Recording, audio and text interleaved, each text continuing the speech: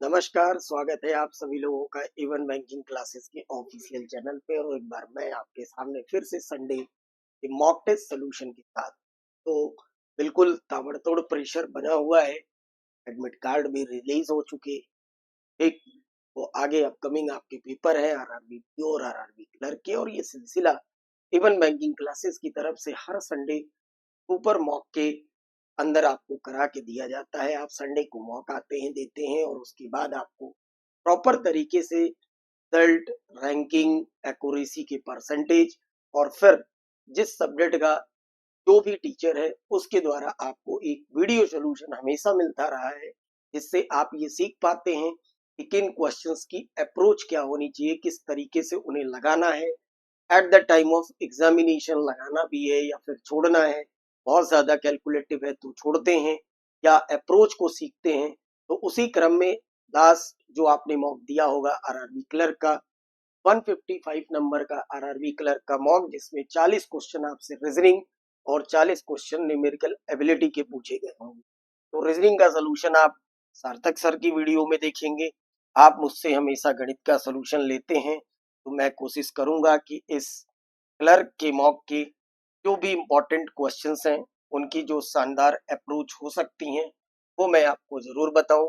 ये last Sunday का result था 154 नंबर जो पीओ को कराया गया था। पीओ का मॉक क्या, जो टॉपर्स थे उनकी फर्स्ट सेकंड थर्ड की ये रैंक आप देख पा रहे होंगे। कि लास्ट एक भीड़ में टॉप पोजीशन लाना नॉट इजी टास्क, बट अच्छी बात है कि आप इन प्रयासों से आगे जीवन में बढ़ते हैं। एक अच्छे कंटेंट को फॉलो करके आप चीजों को जब सीख कर जाते हैं एग्जाम देने, वो एग्जाम फिर बिल्कुल हलवा लगता है। कुछ भी ऐसा नहीं रहता जो बहुत टफ और मुश्किल हो जाए, है ना।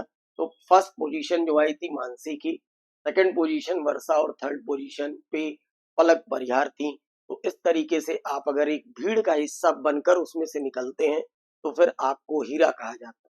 और हीरा कितना कीमती होता है आपको भी पता है। इसीलिए संडे का मॉक इवन बैंकिंग क्लासेस का जो टेस्ट सीरीज है संडे की, और एवरी वेडनेसडे जो मेंस की टेस्ट सीरीज है, वो एक पावरफुल साबित हो रही है। धीरे धीरे बहुत तरीके से आपको इम्प्रूव किया जाता है, एक अच्छे इन्वायरमेंट के तहत आपको तैयार किया जाता है। तो बहुत इंपॉर्टेंट होगा। जितने भी लोग हैं अगर वो जुड़ना चाहते हैं, जो जुड़े हैं अच्छी बात है, जो लोग जुड़ना चाहते हैं हेडलाइन में नीचे एक नंबर चल रहा होगा, उस नंबर पे कॉल करके आप इवन बैंकिंग क्लासेस की टेस्ट सीरीज के साथ जुड़ सकते हैं, बेहतर सोल्यूशन पा सकते हैं, और आपस के एग्जाम से रिलेटेड गिले शिकवे को आप फैकल्टी के द्वारा दूर कर। तो चलते हैं अपने आज के न्यूमेरिकल एबिलिटी के सेक्शन में। आपने ये पेपर दिया होगा, सही बताऊं तो देखो, जो मुझसे पढ़ा है, मेरा तो मन नहीं था इसका सोल्यूशन देने का, लेकिन बस वही बात है, जब मोहब्बत है तो क्या करूं मैं, निभाना तो पड़ेगा, है ना। जब कर ही लिया तुम लोगों से मोहब्बत तो निभाना तो पड़ेगा, चाहे पेपर जैसा भी हो, इजी हो, मॉडरेट हो। पेपर में कुछ भी नहीं है, समझ रहे हो आप। कुछ भी मुझे ऐसा नहीं लगा जिसकी सोल्यूशन की नीड हो। थोड़ा सा भी अगर आपने फाउंडेशन पढ़ रखा है, वाकई फाउंडेशन पे पकड़ है, तो मैं हमेशा कहता हूँ कि क्लर्क जो है वो घोड़े की दौड़ है। क्वेश्चन का लेवल या क्वेश्चन के सोल्यूशन मैटर नहीं करते, कितनी जल्दी काट पीट के इधर उधर से आप निकाल ले रहे हैं, because syllabus he numerical ability होता है। तो जितनी जल्दी आप काट पीट के निकाल लेंगे, घोड़े की दौड़ है, उतनी जल्दी आपके पास जवाब आ जाते हैं। फिर भी चलिए, कुछ क्वेश्चंस हमेशा बताता आया हूं तो आज भी बता दो। देखो, सबसे पहले ये दिखा होगा आपको 41 नंबर क्वेश्चन।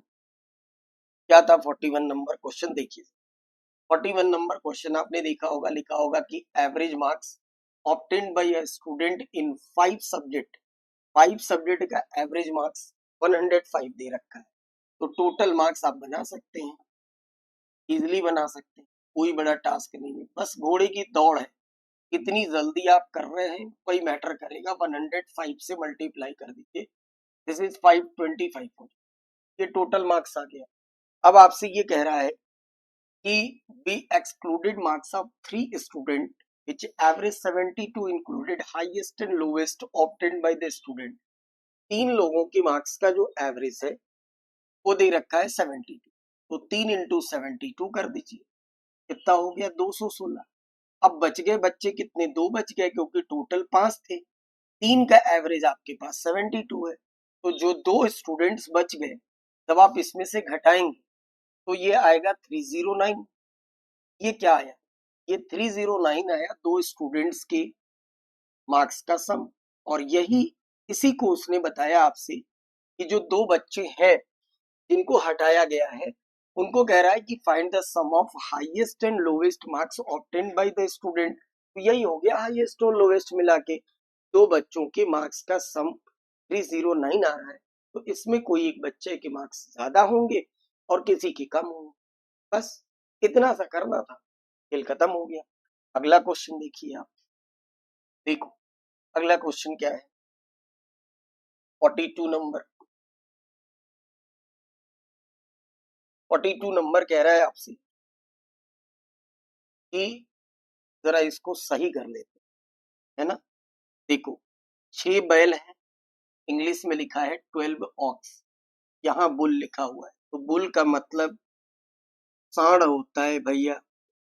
ये हिंदी में सब गड़बड़ हो रखा था, थोड़ा सा सही आपको कराया भी गया होगा क्लास में। और ऑक्स का मतलब बैल, तो ये सही है क्योंकि दोनों तरफ बैल हो जाएंगे तो फिर बैल ही बैल हो जाएंगे ना। अब जैसे हम लोग भी बैल ही हैं, तो आप भी बैल हम भी बैल हो जाएंगे, तो सब लोग बैल ही, बहुत सारे बैल हो जाएंगे तो सब बैल ही बैल हो जाएंगे, है ना। तो 2 पार्ट थे, बुल लिखा हुआ था सांड और ऑक्स लिखा हुआ था बैल। दूसरी चीज इसमें जो कैलकुलेट करना था, ये अप्रोक्स कैलकुलेट करना था, ये छूट गया था छपना, तो माफी चाहता हूँ आपको इसके लिए। अप्रोक्स इसका जवाब निकालना था कितना आएगा। ये थोड़ी सी टाइपिंग मिस्टेक रह गई थी, कोशिश रहती है कि ऐसा ना हो, बट कई बार वही है कि दिखता नहीं है नजर पे तो गड़बड़ हो जाता है कई बार। बाकी ऐसा कुछ भी नहीं था, इजी था, बताया गया होगा आपको एग्जाम के दौरान, ये बात टेस्ट के दौरान आपको बता दी गई है, तो मैं सही कर लेंगे सब लोग। कह रहा है 6 बुल, 6 जो है सांड, वो एक खेत को की जुताई 9 दिन में कर सकते। बिल्कुल M1D1 पे लगाइए। 6 बुल 9 डेज, जबकि 12 आस्क को मैं लिख देता हूं एक्स, एक्स लिख लेते हैं, ऐसे कर देते हैं, नहीं तो आपको कंफ्यूजन होगा, एक्स लिख देते हैं ना। कितने दिन में कर देते हैं? 6 डेज में। यहां से क्या बन जाएगी? एफिशिएंसी बन जा रही है। देखो ये 4 और ये 3, तो बुल रेशियो एक्स निकालोगे यानी आस्क, तो एफिशिएंसी 4 और 3 की आएगी। अगर ये एफिशिएंसी है तो एफिशिएंसी के बाद टोटल वर्क निकाल सकते हैं। कितना होगा टोटल वर्क? भैया अगर 6 सांड की एफिशिएंसी अगर 4 के हिसाब से 9 दिन अगर वो जोतते हैं तो दिस इज टोटल वर्क। और इसी को पूछ रहा था कि 5 बुल प्लस 4 आस्क, है ना। ये 5 सांड और 4 बैल कितने दिन में करेंगे? तो एक की एफिशिएंसी है 4, 5 की होगी 20, एक बैल की एफिशिएंसी है 3, तो ये हो जाएगी 12, और दोनों मिलाकर एफिशिएंसी 32। कितने दिन लगेंगे? 6 इंटू 4 इंटू 9 कर लीजिए, डिवाइडेड बाई 32 कर लो, 4/32, ये 3 और ये हो जाएगा 4, 9×3 = 27 बटा 4, अप्रोक्स 4×6 = 24, 6 आंसर कंसीडर कर दिया जाएगा, 6 आ जाएगा। ये समझ गए बात को? इतना सा था बस, घोड़े की दौड़ थी, खींच लेना है, कुछ भी नहीं था टास्क, बहुत इजी पेपर है ना, बहुत इजी। देखो 43 नंबर देखिए, length of rectangle is 3 centimetre more than it's breath. तो अगर मैं ब्रेथ को x मान लूं तो लेंथ ऑफ रेक्टेंगल 3 सेंटीमीटर ज्यादा है, x प्लस 3 हो जाएगी। पैरामीटर ऑफ रेक्टेंगल 66 दिया है, 2 into L plus B is equal to 66 दिया है, तो L प्लस बी की वैल्यू 33 कहलाएगी फिलहाल। दोनों पता है आपको, L भी पता है बी भी पता है। L है x प्लस 3, बी है x, दिस इज 33। क्या आया ये? 2x इज इक्वल टू 30 होगा, तो x की वैल्यू मेरे भाई 15 हो जाएगी। x की वैल्यू 15 होने पे कह रहा है find the area of the rectangle. Rectangle of the area बताना है तो L इंटू बी होता है, अगर आपको पता हो तो। L की वैल्यू x प्लस 3 है, x की वैल्यू 15 है, तो 15×3 = 18 हो जाएगी। b की वैल्यू x है तो 15 हो जाएगी। बस 18 25 90 127 270 राइट आंसर। काम खत्म, खींच के लगा लेना है, जवाब पा जाना है। नेक्स्ट क्वेश्चन देखिए जरा, क्वेश्चन नंबर 44 नंबर क्वेश्चन देखो क्या है, कह रहा है a vessel contain mixture of milk and water are in the ratio 11:8। Milk और वाटर का रेशियो दे रखा है 11 और 8। ठीक, इसके बाद कह रहा है 8 लीटर मिल्क ऐड करना है, 24 litre of water is added in the mixture, then ratio जो मिलता है वो 7 और 6 का होता है। इसकी टेक्निक 50 बार आपको मैं सिखा चुका हूँ, इसकी बहुत बेहतरीन टेक्निक और बिना किसी गलती के। ऐड करना है हमें कितना, 8 litre of milk right, 24 litre of water, दोनों ऐड किए तो जो नया रेशियो बन रहा है वो 7 और 6 का बन रहा है। यहाँ रखते हैं 7 और 6। ये आपको कितनी बार मैंने बताया है, आप वीडियो के एंड में कमेंट करके जरूर बताइएगा कि हमने ये टेक्निक आपको कितनी बार बता रखी।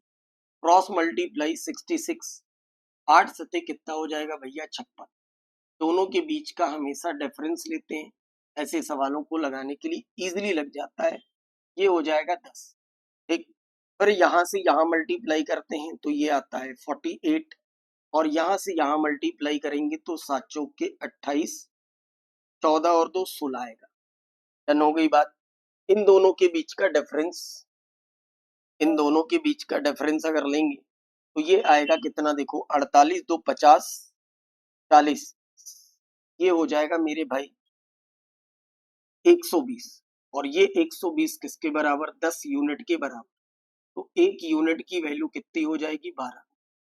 एक यूनिट की वैल्यू जब 12 होगी तो क्वेश्चन आपसे कह रहा है कि find the quantity of water in initial mixture. Initial mixture में क्वांटिटी बतानी है, और इनिशियल मिक्सचर में वाटर है 8 यूनिट, 12 से मल्टीप्लाई कर देंगे तो 8 इंटू 12 की वैल्यू 12/96। ये अप्रोच, ये टेक्निक क्लास में भी करा रखी है, यूट्यूब पे भी मैंने न जाने कितनी बार ये बता रखी है कि इसको रखिए अपने पास, बड़ा सही काम करती है। अगर वाटर की क्वांटिटी अलग ऐड करनी हो और मिल्क की अलग ऐड करनी हो, या ऐड करनी हो या फिर सब्ट्रैक्ट भी करनी हो, तो कोई दिक्कत ऐसी नहीं। चल आगे बढ़ते हैं, देखते हैं क्वेश्चन नंबर 45। देखो आप एक बार 45 नंबर क्वेश्चन क्या है। सब इजी इजी क्वेश्चन से बेटा सिर्फ और सिर्फ खींच के लगाना था। कह रहा है there are two number, a smaller number is 13 more than half of the bigger number। Logic पकड़ना, बड़े नंबर का पहले क्या करना है, हाफ। बड़े नंबर का करना है हाफ, और बड़े नंबर के हाफ से 13 ज्यादा है छोटा वाला नंबर। तो मैंने कहा बिगर नंबर को अगर मैं 2x ले लूं तो सर हाफ होगा x, बिगर का हाफ हुआ x, और इससे 13 ज्यादा कर दिया तो ये हो गया मेरा स्मॉलर नंबर, और ये हो गया बिगर बिगर नंबर। आगे आपसे कह रहा है कि difference between the bigger and smaller 78 है। डिफरेंस पता है, तो डिफरेंस का मतलब बिगर में से ही तो स्मॉलर को घटाओगे, घटाओगे तो क्या बचेगा, 2x माइनस एक्स माइनस 13 की वैल्यू 78 दे रखी है। ठीक है, तो x की वैल्यू यहाँ से देखो 8 3 11, 7 8 और 1 9, x की वैल्यू क्या आ गई 91। पूछा क्या है आपसे, फाइंड द स्मॉलर नंबर बताना है, और स्मॉलर नंबर आपने ये मान रखा है, तो 91 में 13 कर दीजिए, बात करता 10, सिंपल, कुछ भी नहीं। डन, आगे बढ़ो, आओ इसको देखो 46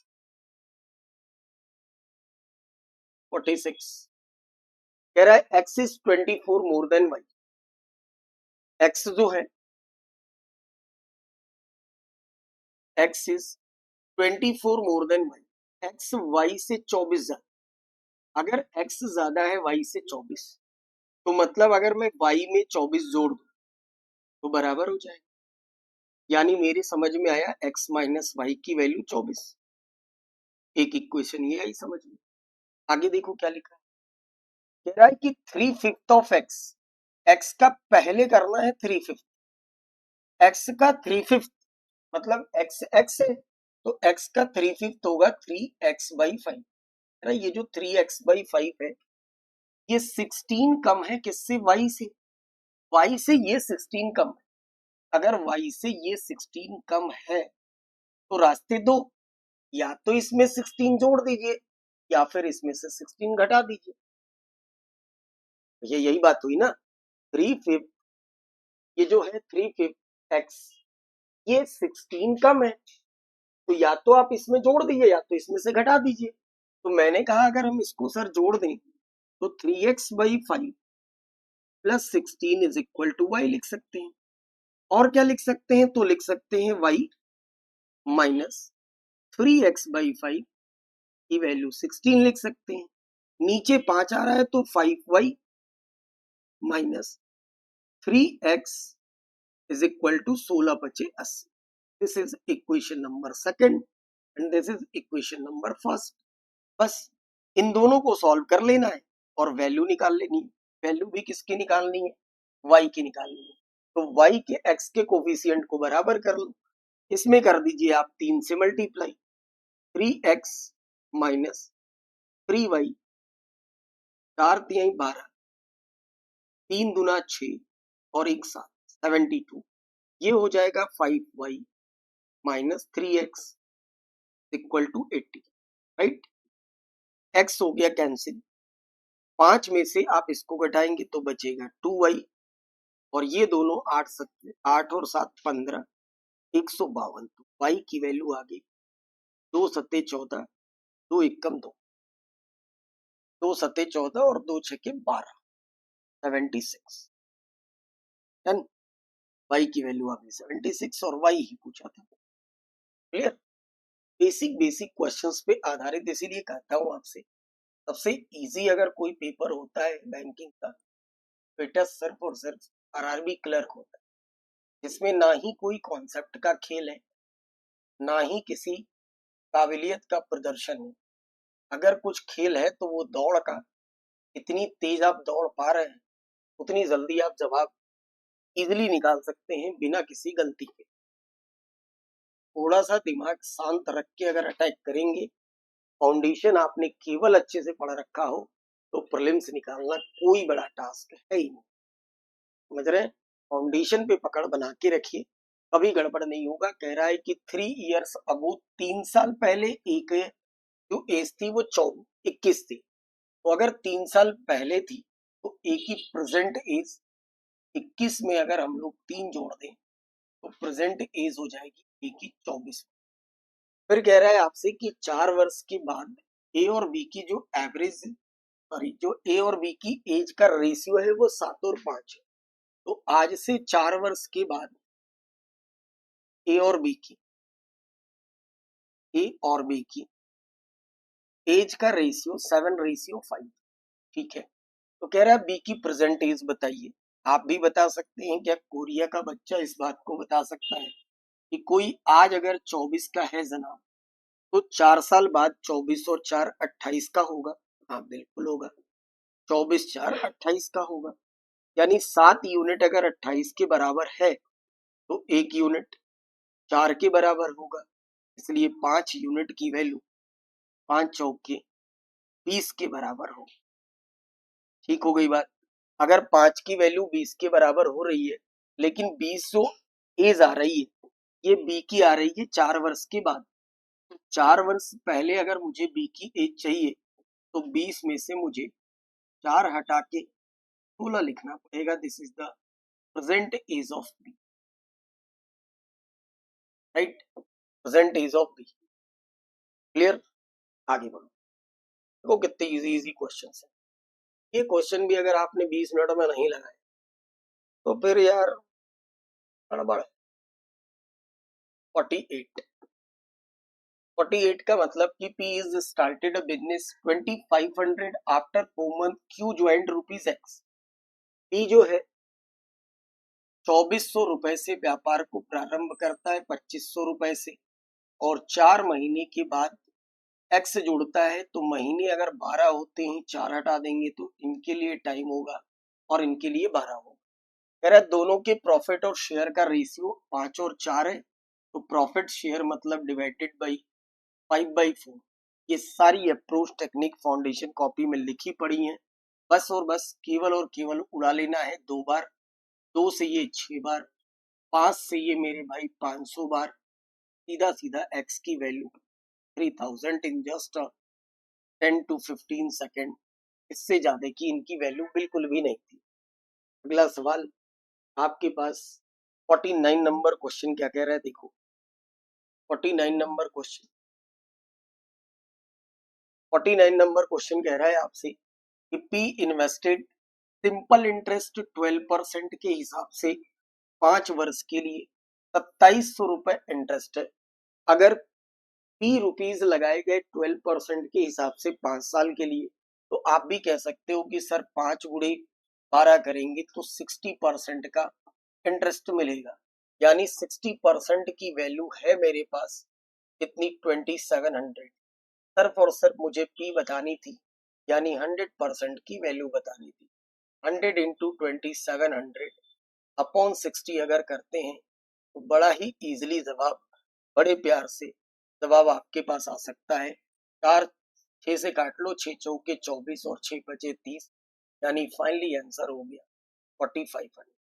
राइट आंसर कुछ भी नहीं। कितना टाइम लग रहा है आप खुद देखो, कितना इजी है और कितने फटाफट हम लोग इसको लगा ले रहे हैं, है ना। इसीलिए बार बार कहता हूँ बेटा, घोड़े की दौड़ है, तेज लगानी है, बिना सोचे समझे लगाना है, दिमाग का यूज बिल्कुल भी नहीं करना है। सिर्फ और सिर्फ कॉन्सेप्ट को पकड़ना है, किस चैप्टर का सवाल है, और उसके बेसिक कंसेप्ट्स अगर तैयार हो तो this is the RRB based exam. कह रहा है आपसे कि एक व्यक्ति जो है वो सर्टेन डिस्टेंस को 2 घंटे में 60 की स्पीड से कार से तय करता है। 2 घंटे में अगर 60 की स्पीड से कार से तय करता है तो कार द्वारा 60 का आप कर दो 2 से मल्टीप्लाई, यानी डिस्टेंस उसने कितनी ट्रेवल की 120 किलोमीटर कर दिया। आगे कह रहा है कि बस से 5 घंटे में 80 किलोमीटर जाता है। 80 किलोमीटर 5 घंटे में जाता है। 80 किलोमीटर प्रति घंटे की चाल से 5 घंटे अगर कोई चलेगा तो 400 किलोमीटर चलेगा। फिर कह रहा है रिमेनिंग डिस्टेंस को बाइसिकल से 10 की स्पीड से 5 घंटे, 10 की स्पीड से 5 घंटे मतलब 50 किलोमीटर। तो कह रहा है क्वेश्चन में आपसे कि एवरेज स्पीड बताइए। पढ़ा रखा है मैंने आपको कि अगर डिस्टेंस अलग अलग होती हैं तो हमेशा एवरेज स्पीड निकालने के लिए total distance upon total time निकाल लगाते हैं। एवरेज स्पीड निकालने के लिए total distance upon total time का कॉन्सेप्ट लगाया जाता है। टोटल टाइम का कॉन्सेप्ट। अब टोटल डिस्टेंस इन सबको आप ऐड कर दीजिए, इन सबको ऐड कर दीजिए 120 400 और 50, तो 4 1 5 हो जाएगा 570, 570 ये टोटल डिस्टेंस आ जाएगी। टोटल टाइम चाहिए 2 घंटा, ये है 5 घंटे, ये 7 7 और 5 12, तो टोटल टाइम है 12, यानी 570 डिवाइडेड बाई 12 12, ये किलोमीटर है और ये आवर्स है। तो एवरेज स्पीड 12 चौके 48, 12 सत्ते 84.5, 47.5 kilometre per hour. This is the average speed. Done. सही है, कुछ भी नहीं कहा यार, फालतू सोल्यूशन करा रहे हो मुझसे। आओ और कुछ है, देखो डीआई देख लो, बहुत इजी डीआई।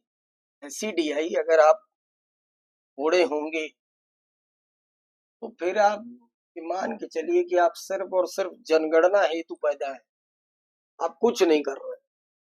ये लिख लीजिए आप कहीं मेरी आवाज, कि आप अगर ये दोनों डीआई जो पेपर में थी आरआरबी क्लर्क की, अगर आप इनको छोड़ के आए, पता है ना सिर्फ जनगणना ही तो आप पृथ्वी पे पैदा है, बाकी कुछ भी नहीं कर रहे। ऐसी ऐसी डीआई के लिए मैंने एक शो ही आपको दे रखा है, सोमवार से शुक्रवार, मंडे टू फ्राइडे। कब? रात 8 बजे डीआई दरबार। न जाने मैंने कितनी डीआई करा रखी हैं, कितनी टेक्निक्स करा रखी हैं, ताकि ऐसी डीआई तो ना ही छोड़ना पड़े। मिनिमम 4-5 नंबर आप इसमें से निकाल के लाए। क्या ही है इसमें, कुछ भी नहीं। आओ 1-2 सवाल ही बताऊंगा, ज्यादा नहीं, क्योंकि है नहीं कुछ इसमें दम। रात 8 बजे जुड़ना ना भूलें, समझ रहे हैं? प्रैक्टिस ही परफेक्ट बना सकती है, बाकी कोई रास्ता नहीं भैया। कह रहा है बार ग्राफ जो है वो show the number of shirt sold by 5 shop, study the graph carefully and answer the questions. ठीक है, यानी जो मेरे पास डाटा है ये शर्ट सोल्ड का डाटा है, किस दुकान में कितनी शर्ट बेची है सिर्फ वो है। अब देखो 56 नंबर क्वेश्चन कह रहा है आपसे कि रेशियो बताना है number of shirt sold by R और shirt S and T together.